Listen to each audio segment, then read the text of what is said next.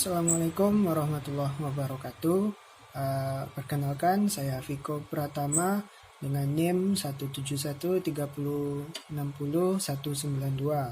Akan mengulas bisnis modal kanvas dalam tugas mata kuliah kewirausahaan yang diampu oleh Ibu Williamita SEMM.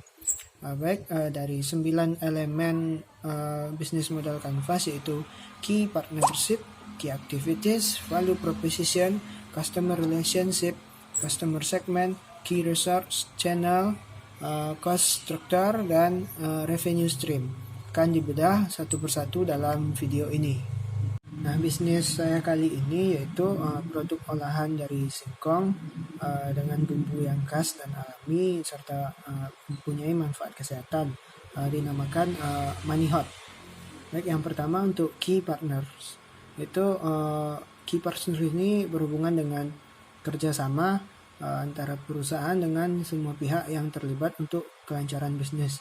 Dalam hal ini, mitra sangat dibutuhkan karena tidak ada bisnis yang mampu berjalan hanya sendiri. Mitra ini meliputi mitra penjualan berupa toko dan reseller, mitra bahan baku yaitu petani, mitra ekspedisi untuk pengiriman ke luar daerah, grosir sebagai perpanjangan tangan agar mencapai toko-toko kecil lainnya. Juga key partnership ini adalah pihak-pihak yang bisa diajak kerjasama dengan tujuan untuk menyokong dan mengoptimalisasikan alokasi sumber daya, mengurangi risiko dan ketidakpastian persaingan, serta meningkatkan kinerja. Nah, elemen yang kedua yaitu key activities, berisikan kegiatan yang berbeda dari lainnya, menjadi nilai tambah dari keunikan bagi perusahaan dan produk dari perusahaan tersebut. Dalam hal ini, nilai tambah yang ditonjolkan adalah sociopreneur, yaitu wirausaha dengan manfaat bagi sosial, dengan mensejahterakan petani serta membuka lapangan pekerjaan untuk karyawan yang merupakan orang sekitar, serta menjadi penghasilan tambahan bagi para reseller. Reseller ini terdiri dari remaja, anak sekolahan, anak kuliahan yang memerlukan uang tambahan untuk belanja sehari-hari mereka. Promosi dilakukan dengan cara aktif di berbagai kegiatan dan pameran, menjadi sponsor acara yang diikuti oleh segmentasi pasar yang ditargetkan, dan memaksimalkan sosial media. Nah, elemen yang ketiga yaitu value proposition, merupakan nilai tambah dan keunikan dari bisnis yang ditawarkan, menjadikan produk mampu dihargai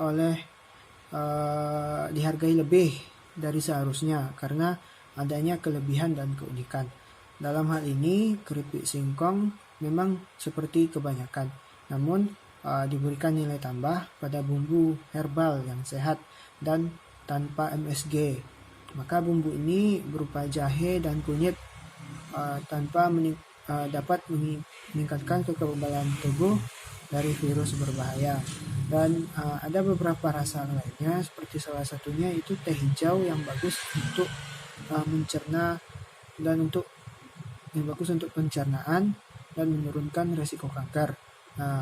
Jarang ada cemilan yang menyehatkan, maka harapannya ini menjadi nilai tambah bagi produk karena cemilan yang menyehatkan dan dapat dimakan kapan saja.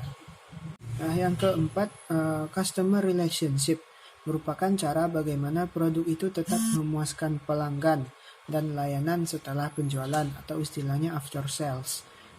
Menekankan pada menerima kritik dan saran dari pelanggan untuk kebaikan bisnis ke depannya, mempertahankan rasa yang menjadi unggulan, serta melakukan perbaikan pada struktur rasa dan harga. Maka dengan customer relationship ini, perusahaan harus pandai mengikat pelanggannya, juga karena mempunyai suatu channel tambahan yaitu reseller untuk penjualan, maka dalam menguatkan customer relationship ini, reseller juga harus dididik, dibina bagaimana menjual yang baik, bagaimana membuat konsumen terikat dengan produk dan memintakan kritik dan saran, serta agar terus menjadi pelanggan dari produk ini. Baik, yang kelima yaitu customer segment.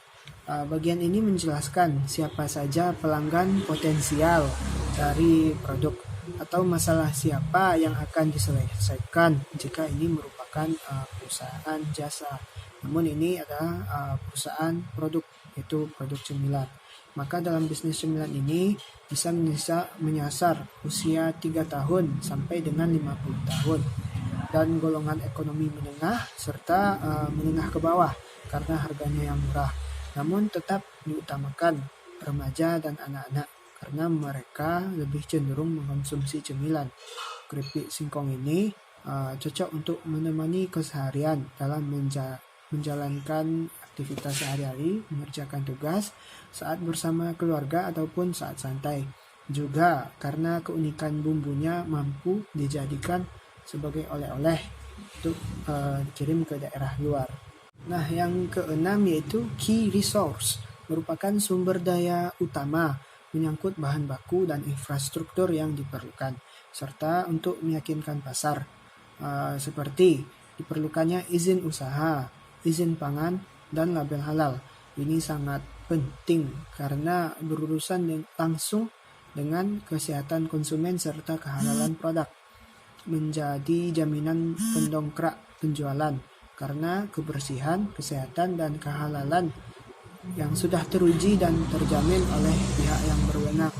Maka key resource ini sangat penting karena konsumen tidak harus mencoba terlebih dahulu untuk yakin, atau ini untuk meyakinkan mereka yang masih ragu dengan produk ini karena produknya adalah produk makanan. Maka harus dipastikan produk ini halal, bersih, dan terjamin kesehatannya. Selanjutnya elemen yang ketujuh yaitu channels. Channels ini berfungsi atau tujuannya untuk memperkenalkan produk kepada mereka yang belum kenal. Itu merupakan jalan dan cara bagaimana produk dapat dikenal dan sampai ke tangan konsumen. Caranya yaitu dengan membuat sebanyak mungkin channel seperti sosial media, berita, website, toko fisik, dan konten promosi. Prinsipnya yaitu semakin mudah ditemukan, semakin dikenal. Maka semakin mampu mengenalkan produk, membuat produk semakin membesarkan pasarnya. Jadi semakin mudah produk ini ditemukan dan dikenal, maka akan mendorong penjualan. Dan penjualan ini adalah kunci dari bisnis, karena tidak mungkin kita hanya berusaha, promosi dan lainnya, namun gagal dalam channel dan penjualan. Selanjutnya elemen yang ke-8 yaitu cost struktur. Itu menentukan biaya apa saja yang diperlukan untuk menjalankan bisnis, mencakup modal, sumber daya, infrastruktur, serta biaya yang diperlukan oleh elemen lain dalam BMC. Biaya selalu diusahakan efektif dan efisien, menahan semua pemborosan dan hal-hal yang tidak perlu, dan juga memaksimalkan pembiayaan pada hal-hal yang penting seperti bahan yang berkualitas, promosi yang berkelanjutan, serta menjaga agar upah pekerja dibayarkan tepat waktu. Jadi cost struktur ini harus detail dan tidak boleh salah dalam pengelolaannya, tidak boleh boros agar keuangan tetap berjalan dengan lancar, hemat, dan efektif. Kita tiba pada bagian terakhir, elemen terakhir yaitu revenue stream, yaitu produk yang memberikan pemasukan. Dalam hal ini adalah keripik singkong yang menjadi pemasukan utama bagi perusahaan. Produk yang memberi pemasukan ini harus terus dipertahankan. Ada beberapa rasa yang menjadi unggulan, stoknya harus selalu siap di pasar. Kapanpun di order harus ada, karena dari semua elemen yang ada itu, revenue stream akan memastikan perusahaan tetap berjalan atau tidak. Tidak mungkin satu perusahaan menjalankan fungsi promosinya, menjalankan produksi, menjalin kerjasama, namun tidak ada produk unggulan atau tidak ada produk yang menghasilkan keuntungan untuk perusahaan. Baik, mungkin hanya itu. Mohon maaf atas semua kesalahan. Semoga bermanfaat.